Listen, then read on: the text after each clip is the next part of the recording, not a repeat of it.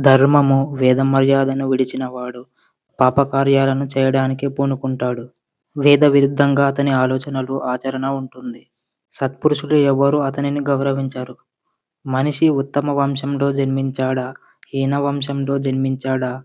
వీరుడా? పవిత్రుడా? అపవిత్రుడా? అనే విషయాలు అతని ప్రవర్తననే తెలుపుతూ ఉంటుంది. నీవు తెలిపిన ఆచార్య వ్యవహారాలు గలవాడు శ్రేష్ఠుడుగా కనిపించినా అతడు అనార్యుడే.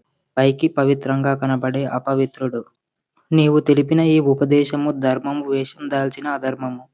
నేను ఈ మార్గాన్ని స్వీకరించను. ఋషీశ్వరులు, దేవతలు సత్యమే శ్రేష్టమైనదని తలుస్తారు. ఈ లోకంలో సత్యవాదే ఉన్నత స్థితికి చేరుకుంటాడు. సత్యానికి కట్టుబడి ఉన్నాను కనుక నా తండ్రి మాటను నెరవేర్చెదను అని జాబాలితో సత్యం యొక్క వైశిష్ట్యాన్ని తెలిపాడు శ్రీరాముడు. అప్పుడు వశిష్ఠ మహర్షి రామునితో, నాయనా రఘునందన, మనుషులు ఈ లోకం నుండి పరలోకముకు వెళ్ళడం, తిరిగి రావడం జాబాలికి తెలుసు. కనుక అతడు నాస్తికుడు కాదు. నిన్ను అరణ్యము నుండి అయోధ్యకు తీసుకువెళ్ళటానికి అతడు నీతో ఇలా మాట్లాడాడు అని చెప్పాడు. శ్రీరామ, ఈ లోకం యొక్క ఆవిర్భావం గురించి తెలుపుతాను వినుము.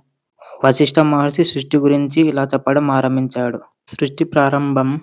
లోకమంతా జలమై ఉండగా అందులో నుండి భూమి ఏర్పడింది.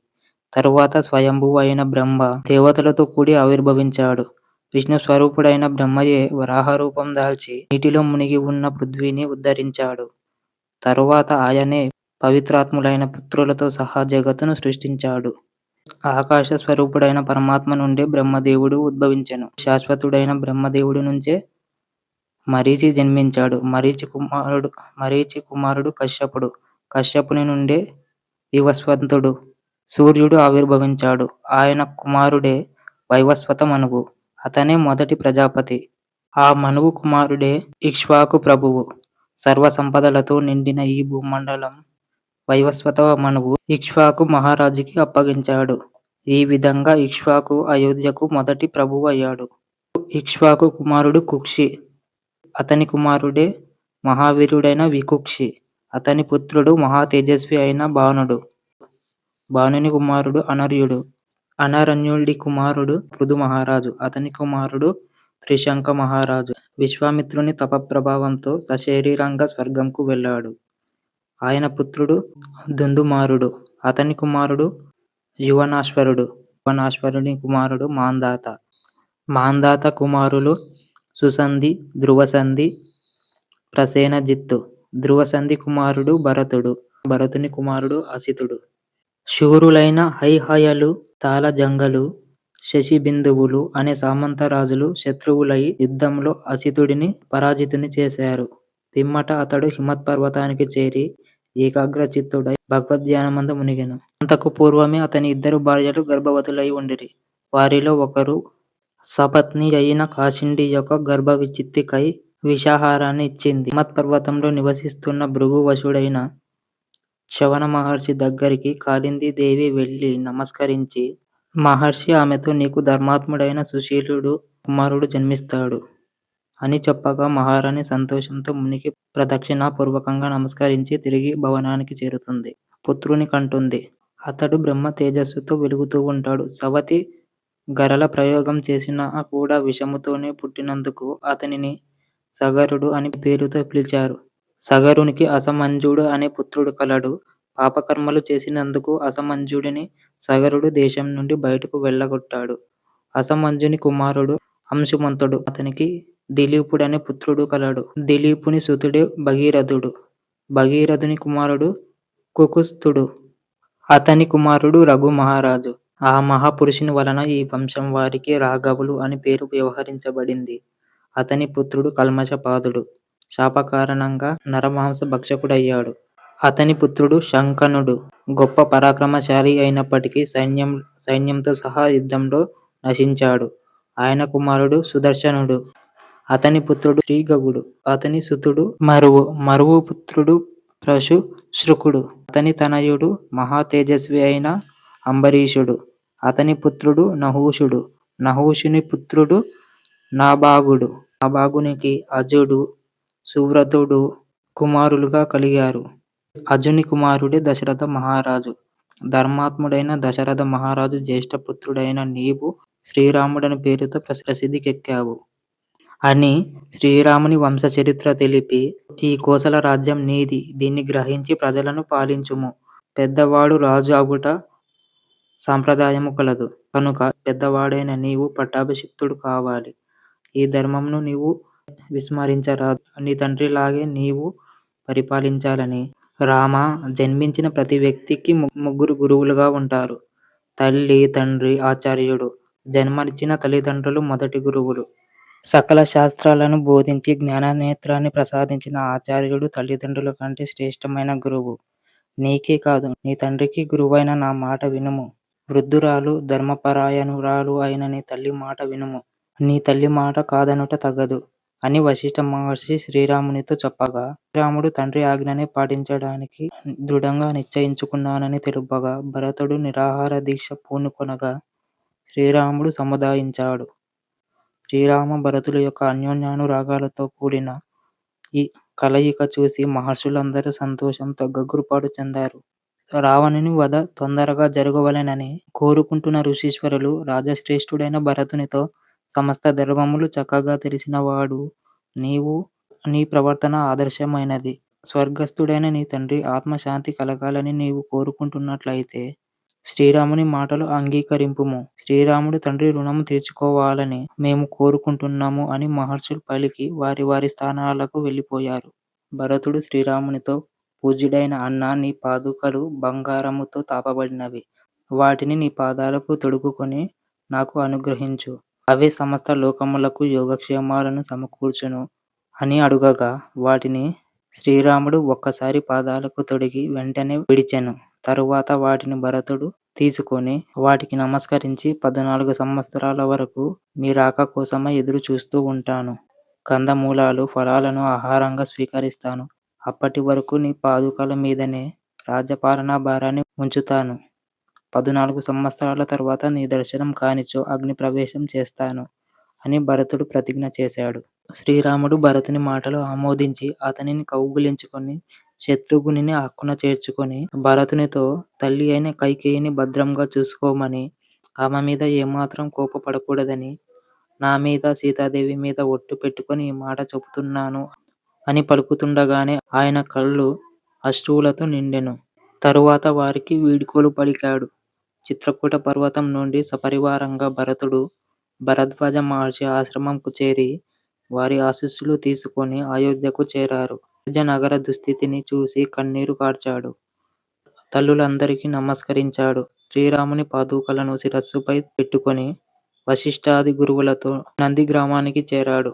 పాదుకలకు పట్టాభిషేకాన్ని జరిపించి రాజభారాన్ని వాటిపై ఉంచి రాజ్యపాలనను శ్రీరాముని బంటుగా నిర్వహిస్తున్నానని అక్కడి వారందరికీ తెలిపాడు. భరతుడు అయోధ్యకు వెళ్ళిన కొంతకాలం తరువాత చిత్రకూట పర్వతంలో ఉన్న ఋషులు భయపడుతున్నట్లు, ఆ ప్రదేశాన్ని వారు విడిచిపోవడానికి సన్నద్ధమవుతున్నట్లు వారి సంభాషణలు, ముఖ కవళికలు గమనించిన శ్రీరాముడు వారిలో ఒక మహర్షి దగ్గరకు వెళ్ళి, "ఓ మహర్షి, మీ ముఖ వైఖరిలో ఏదో మార్పు కనబడుతుంది. ఇంతవరకు నా ప్రవర్తనలో ఏదైనా దోషం కానీ, నా తమ్ముడు లక్ష్మణుడు, సీతాదేవి వల్ల గాని ఏదైనా దోషం, అపరాధం జరిగినదా?" అనగా వృద్ధుడైన మహర్షి, "నాయనా రామ, సీతాదేవి సహజంగానే పవిత్ర స్వభావం కలది. అట్టి సాధ్వి విషయంలో ధర్మలోపం అసంభవం. మీరు ఈ వనంలో నివసిస్తున్నప్పటి నుండి రాక్షసుల ఆగడాలు మితిమీరాయి. తాపసులు భయకంపితులవుతున్నారు. రావణుని సోదరుడగు కరుడు అనే రాక్షసుడు దండకారణ్యంలో నివసించే మునులను అనేక విధాలుగా బాధిస్తున్నాడు. నరమాంస భక్షకుడు, క్రూరుడు.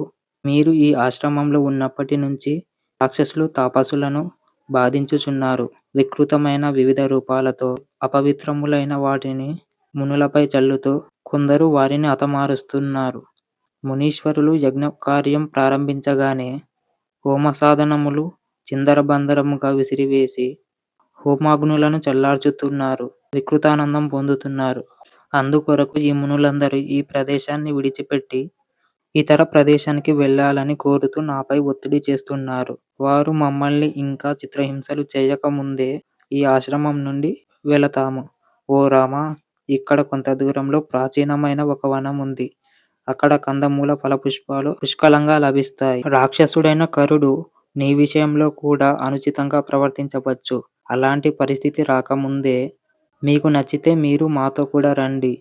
ఓ రామ నీవు రాక్షసులను హతమార్చడంలో సమర్థుడవైనను భార్యతో కూడి ఉన్న ఈ ప్రదేశంలో నీకు రాక్షసుల వలన ఆపదలు కలుగవని నేను చెప్పలేను. అలాంటి పరిస్థితిలో ఇక్కడ నివసించడం నీకు కష్టమే సుమా! ఆ మాటలకు శ్రీరాముడు మునీశ్వరునికి అభయమిస్తూ మీకు అండగా ఉండి రక్షింపగలను అని పలికినా వారిని ఆ వనం నుండి వెళ్ళడాన్ని ఆపలేకపోయాడు. వారు లేకుండా శ్రీరాముడు ఒక్క క్షణం కూడా గడిపి ఉండలేదు. శ్రీరామునికి ఋషులకు మధ్య ఉన్న అనుభావ సంబంధం అలాంటిది. ఋషులు వెళ్ళగా భరతుడు, కౌసల్యాదేవి, పౌరులు అందరూ నన్ను ఇక్కడే కలుసుకున్నారు. కావున వారి జ్ఞాపకాలు నిరంతరం నన్ను వెంటాడుతూ ఉంటాయి అని ఇక్కడ నుండి మరొక చోటుకు వెళ్ళడం ఉత్తమమని సీతాలక్ష్మణులతో శ్రీరాముడు అక్కడి నుండి బయలుదేరుతాడు. అత్రి మహర్షి ఆశ్రమానికి చేరి మహర్షికి ప్రణమిల్లారు. మహర్షి వారికి అతిథి సత్కారాలు చేసి శ్రీరాముని పుత్రునిగా ఆదరించాడు. తపస్వి అయిన అనసూయాదేవి గురించి అత్రి మహర్షి శ్రీరామునితో వివరించాడు. ఒక సమయంలో వర్షాలు కురియక కరువు కాటకాలు ఏర్పడ్డాయి. లోకాలన్నీ తినడానికి త్రాగటానికి ఏమీ లేక మలమల మాడిపోయినప్పుడు ఈమె తీవ్రమైన తపస్సు చేసి కందమూల ఫలములను సృష్టించటమే కాకుండా గంగా నదిని ప్రవహింపజేసింది. లోకాలకు ఆకలి దప్పికలు తీర్చింది. 10,000 సంవత్సరాలు తీవ్రమైన తపస్సు చేసి ఋషీశ్వరుల తపస్సులకు ఎదురయ్యే విఘ్నాలు తొలగించింది. కోపము ఎన్నడూ పొందని శాంతమూర్తి. సత్కర్మలచే అసూయ లేనిదిగా అనసూయగా ప్రసిద్ధి చెందినది. సీతాదేవి అనసూయాదేవిని అనుసరించింది. అనసూయాదేవి సీతాదేవితో పతివ్రత లక్షణాలు మహాత్యం తెలిపింది. అనసూయాదేవి కోరికపై జానకీదేవి తన వివాహ గాథను వివరించింది. ఒకానొక సమయంలో మిథిలా నగర రాజైన జనకుడు యజ్ఞం చేయకోరి దానికోసం అనువైన క్షేత్రమును తానే స్వయంగా మేడికర్రను పట్టుకొని నాగలితో దున్నుతూ ఉండగా భూమిని చీల్చుకొని నేను బయటికి వచ్చానంట. ఆ విధంగా మహారాజుకు కూతురయ్యాను. శరీరమంతా దుమ్ముతో ఉన్న స్థితిలో నన్ను చూసి ఆశ్చర్యపడి సంతానం లేని మహారాజు ఈమె నా కూతురు అని వాత్సల్యంతో నన్ను తీసుకున్నాడు. ఇంతలోనే ఆకాశవాణి నా గురించి ఇలా తెలిపింది. ఓ రాజా, ఈమె మానుష్య బాలిక కాదు, దివ్య శిశువు. కాబట్టి ధర్మంగా ఈమె నీ కుమార్తెనే. ఆ దివ్యవాణి విని మహారాజు సంతోషంతో పొంగిపోయాడు. సీతాదేవి వివాహానికి తగిన వయసుకు రాగా జనక మహారాజు ఆమె అయోనిజ అని మనసులో గుర్తుంచుకొని ఆ దృష్టితోనే వివాహం గురించి ఆలోచించాడు. తగిన వరుడు ఎంత వెతికినా ఆయన దృష్టికి కనపడలేదు. నిరంతరం వరాన్వేషలో ఉన్న మహారాజు స్వయంవర విధానంతోనే తన కుమార్తెకు వివాహం చేయాలని నిశ్చయించుకొని ఆ నిమి వంశంలో జనకుని పూర్వీకుడైన దేవరాతుడు యజ్ఞం చేయగా శివుడు ప్రసన్నుడై ఒక దివ్య ధనస్సును అక్షబాణాలతో ఉండే అమ్ముల పొదను ఆ మహారాజుకి ఇచ్చాడు. అది క్రమంగా జనక మహారాజుకు సంక్రమించింది. ఎంతటి బలశాలురైనా వారి సర్వశక్తులతో ప్రయత్నించినా ఆ ధనస్సుని ఏమాత్రం కదపలేకపోయారు. స్వయంవర మహోత్సవానికి సకల భూపతులను ఆహ్వానించి వారితో శివధనస్సును ఎత్తి దాన్ని ఎక్కుపెట్టిన వీరునకు తన కుమార్తె అయిన సీతాదేవిని ఇచ్చి వివాహం చేస్తానని ప్రతిజ్ఞగా చెప్పాడు. అక్కడికి వచ్చిన రాజకుమారులందరూ పర్వతమంత బరువైన ఆ ధనస్సును ఎక్కుపెట్టడం సరికదా, దానిని కదిలించడానికి కూడా అశక్తులై దానికి దండం పెట్టి వెళ్ళిపోయారు. ఇది జరిగి చాలా కాలం తరువాత తేజస్వి పరాక్రముడైన శ్రీరాముడు లక్ష్మణునితో కూడి విశ్వామిత్రుని వెంట నా తండ్రి చేస్తున్న యజ్ఞాన్ని చూడటానికి మిథిలా నగరానికి వచ్చాడు. మా తండ్రి వారికి అతిథి మర్యాద చేయగా విశ్వామిత్రుడు మా తండ్రితో ఆ ఇద్దరు సోదరులు రామ లక్ష్మణులు దశరథ మహారాజు పుత్రులు. వీళ్ళు శివధనస్సును చూడాలనుకుంటున్నారు. ఆ దివ్య ధనస్సును శ్రీరామునికి చూపించమని విశ్వామిత్రుడు చెప్పగా వెంటనే ఆ మహాధనస్సు అక్కడికి చేర్చబడింది. పరాక్రమశాలి అయిన శ్రీరాముడు రెప్పపాటు కాలంలో ఆ ధనస్సును వంచి అల్లెత్రాడును సంధించి ఆకర్ణాంతం బలంగా వింటినారిని వేగంగా లాగుతుండగానే శివధనస్సు మధ్యలో విరిగి 2 ముక్కలయ్యింది. అప్పుడు పిడుగుబాటు వలె భయంకరమైన ధ్వని వెలువడింది. తరువాత మా తండ్రి శ్రీరామునకు నన్ను ఇచ్చి కన్యాదానం చేయడానికి దశరథ మహారాజును మిథిలా నగరంకు పిలిపించి ఆయన అనుమతితో వివాహం జరిపించారు. సీతారాముల పవిత్ర కళ్యాణగాథ విని అనసూయాదేవి సంతోషించింది. సీతాదేవితో, అమ్మా సీత, నేను ఇచ్చిన దివ్య వస్త్రములు, ఆభరణాలు నా ఎదుటే అలంకరించుకొనుము. అలంకారములతో శోభిల్లే సీతాదేవిని చూసి సంతోషించింది.